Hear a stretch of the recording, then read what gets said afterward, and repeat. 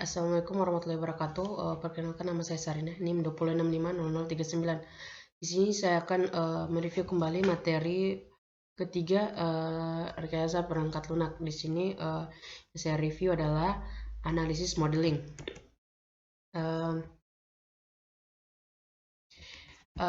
Model analisis merupakan representasi teknis dari sebuah sistem menggunakan kombinasi teks dan diagram untuk merepresentasikan kebutuhan software atau data fungsi dan tingkah laku dalam bentuk yang dapat dipahami, membantu mempermudah untuk menemukan kebutuhan-kebutuhan yang tidak konsisten dan kebutuhan-kebutuhan yang belum terdefinisi.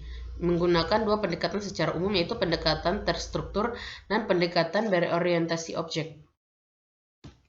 Tujuan dari model analis yaitu untuk menggambarkan apa yang dibutuhkan oleh customer, untuk menentukan dasar bagi pembuatan desain perangkat lunak, yang ketiga untuk membatasi serangkaian persyaratan yang dapat divalidasi begitu perangkat lunak dibangun. Model analisis pendekatan terstruktur. Data dictionary atau kamus data berisi deskripsi dari semua objek data yang dikonsumsi atau diproduksi oleh perangkat lunak. Yang kedua, entity atau entity relationship diagram atau RD, menggambarkan hubungan antara objek data. Yang ketiga, data flow atau diagram, menunjukkan bagaimana data ditransformasikan pada saat data bergerak melalui sistem, menggambarkan fungsi-fungsi yang mentransformasi aliran data. Setiap fungsi yang dipresentasikan dalam data flow diagram dijelaskan dengan menggunakan sebuah proses specification. Berikutnya, state transition diagram, menunjukkan bagaimana sistem bertingkah laku sebagai akibat kejadian eksternal. State digunakan untuk mempresentasikan model tingkah laku. Informasi tambahan mengenai aspek kontrol dari perangkat lunak dimasukkan dalam control specification or CSPC.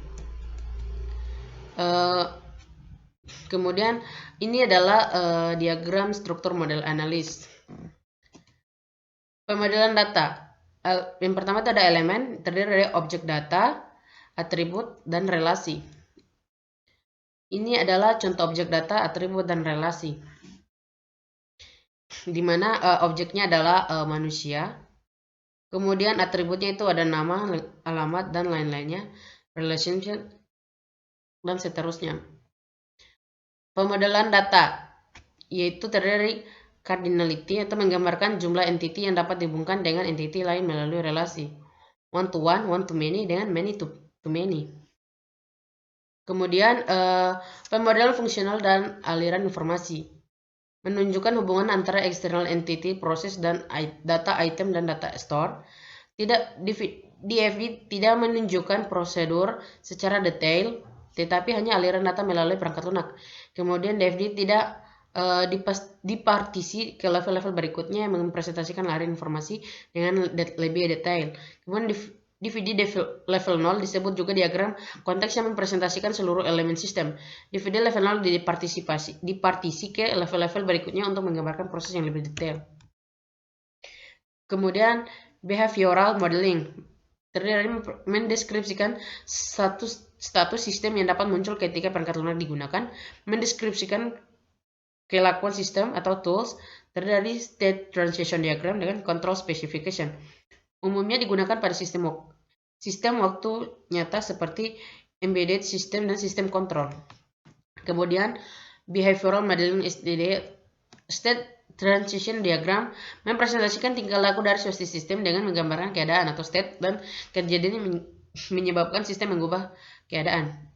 STD mengindikasikan aksi seperti aktivitas proses yang diambil sebagai konsekuensi terhadap event tertentu. Ini adalah diagram state transition diagram pada mesin penjualan minuman otomatis.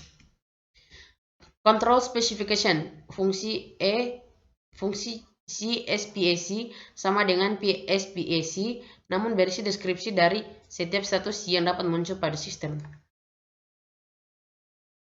Ini adalah bagian dari ERD system atau Electronic Library. Sistem e-library atau requirement.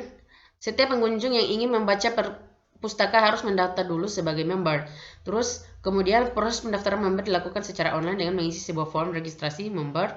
Kemudian sistem menggenerate kode aktivasi dan mengirim kode aktivasi tersebut secara otomatis ke email member. Kemudian setelah itu member melakukan aktivasi dengan memasukkan email dan kode aktivasi ke form aktivitas. Member dapat melakukan search untuk mencari konten pustaka yang diinginkan berdasarkan keyword. Sebelum membaca pustaka, member harus terlebih dahulu melakukan login ke sistem dengan menginputkan email sebagai user ID dan password melalui form login. Sistem akan melakukan validasi. Jika email dan password valid, maka user bisa membaca konten pustaka. Jika tidak, maka akan muncul peringatan bahwa user ID salah. Kemudian pengelolaan konten pustaka dilakukan oleh seorang admin. Pengelolaan konten pustaka terdiri dari proses penambahan atau upload konten dan update konten. Kemudian untuk melakukan pengelolaan konten, admin juga harus login dulu ke sistem dengan menggunakan user ID dan password. Pustaka yang diakses hanya untuk dibaca dan tidak bisa di-download.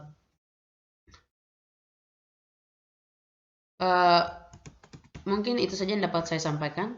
Lebih dan kurangnya mohon dimaafkan. Saya kira dengan ucapan billahi taufiq wal hidayah. Wassalamualaikum warahmatullahi wabarakatuh.